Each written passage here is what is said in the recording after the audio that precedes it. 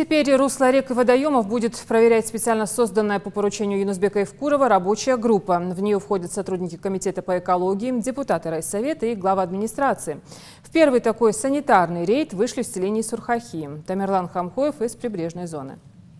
Разбросанные бутылки, бытовой мусор, поваленные деревья и забитое русло когда-то живописной реки Сурхахинки. По словам Руслана Нальгиева, который переехал на эту улицу совсем недавно, авторы этой неприятной картины не кто-нибудь издалека, а сами жители близлежащих домов. Конечно, этот мусор не с потолка. Это все жители, которые близлежащие этого оврага. Есть такой мусор, который можно сжечь в крайнем случае.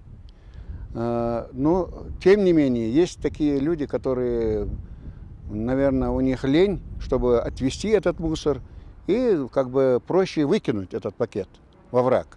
Отходы, которые жители большими кучами сваливают в реку в одном месте, из-за поднятия уровня воды после проливных дождей разносят по всей длине реки.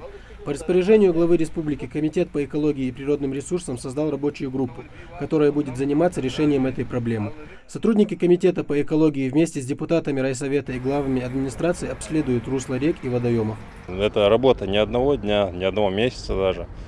Мы намерены не просто выявлять там как-то поверхностно эти нарушения, а в процессе обследования, чтобы на месте эти нарушения устранялись, и каждый по своей компетенции принимал меры, в том числе по отношению и к жителям, и к администрациям, которые не осуществляют свои полномочия. В Комитете экологии считают, возникновение таких свалок – результат недостаточно эффективной работы администрации и депутатов райсовета. Выбрасывают, конечно, жители, но упущение, в первую очередь, это глав местных администраций, которые не осуществляют на постоянной основе работы, в том числе и воспитательскую работу, не объясняют людям, что, как и что в этой сфере.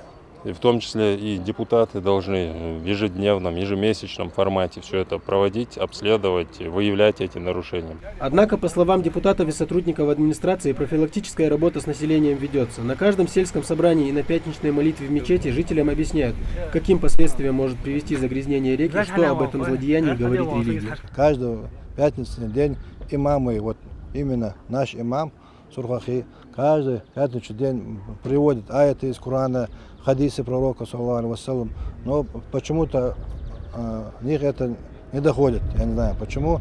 Но, как вы видите, вот, все говорят, что не бросил, но факт, что видно все, мусор лежит. Очистить русло этой реки работа не из легких, но даже если ее провести там, где жители продолжат сорить, чисто не станет.